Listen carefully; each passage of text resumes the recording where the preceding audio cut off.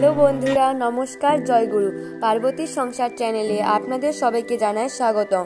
তো আজকে আমরা বানাবো ঢেঁড়স আর আলুর পকোড়া। প্রথমে কয়েকটা ঢেঁড়স আর কয়েকটা টুথপিক নিয়ে নেব।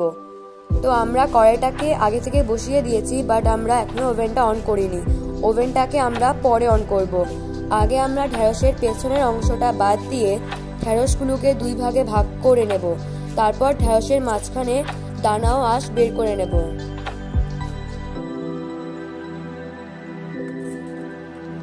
এইবারে আমরা সমস্ত ঢেঁড়সগুলোকে একটা শুকনো কাপড় বা একটা রুমালের সাহায্যে মুছে নেব।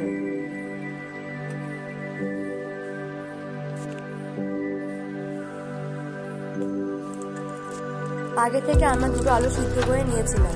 সেই আলুর উপরে আমরা চাট মশলা, ঘরে তৈরি করা ভাজা মশলা, ক্যাশ করা লঙ্কার গুঁড়ো আর নুন দিয়ে ভালোভাবে মিশিয়ে নেব।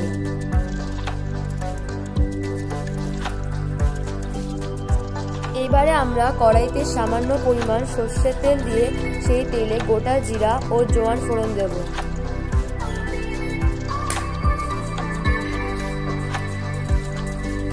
এবারে আমরা গোটা জিরা ও জোয়ান ফোড়নের মধ্যে আলুটাকে দিয়ে ভালোভাবে মিশিয়ে নেব।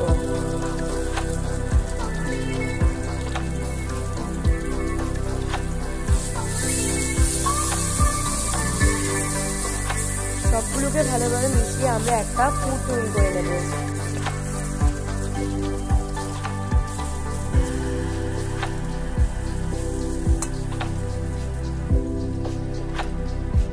আমরা আলুর পুরটাকে ঠান্ডা হওয়ার জন্য রেখে দেব। তারপর অন্য একটা পাত্রে পরিমাণ মতো বেসন, ময়দা, নুন ও অল্প কালো জিরা দিয়ে একটা ডো তৈরি করে নেব।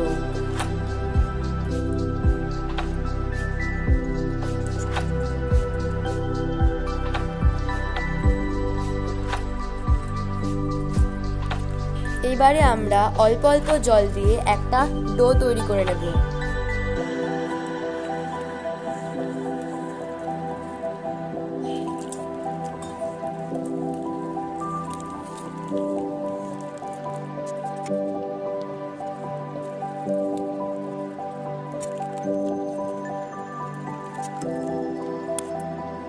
আমাদের আলুর পুরটা এখন ঠান্ডা হয়ে গেছে। তো আমরা কেটে রাখা ঢেঁড়সের মধ্যে সেই আলুর পুরটাকে দিয়ে দেব।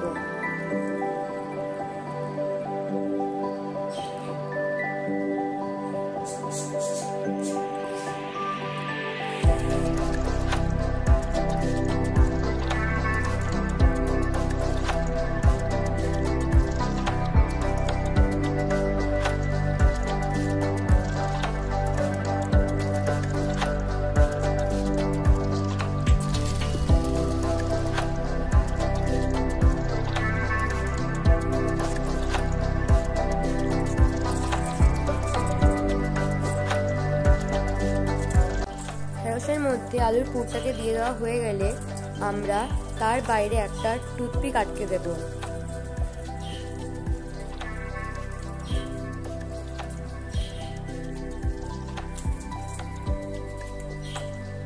তারপর আমরা সেটাকে ভালো করে ডোতে ডুবিয়ে কড়াইতে ছেড়ে দেব।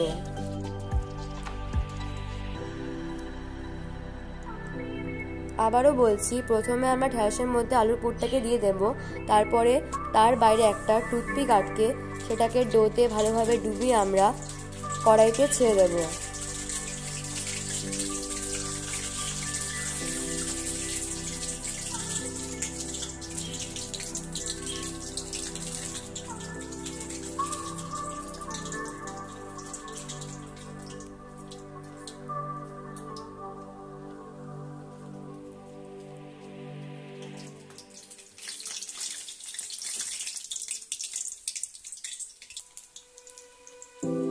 তো আমাদের সব ঢেঁড়সের আলুর পকোড়া রেডি।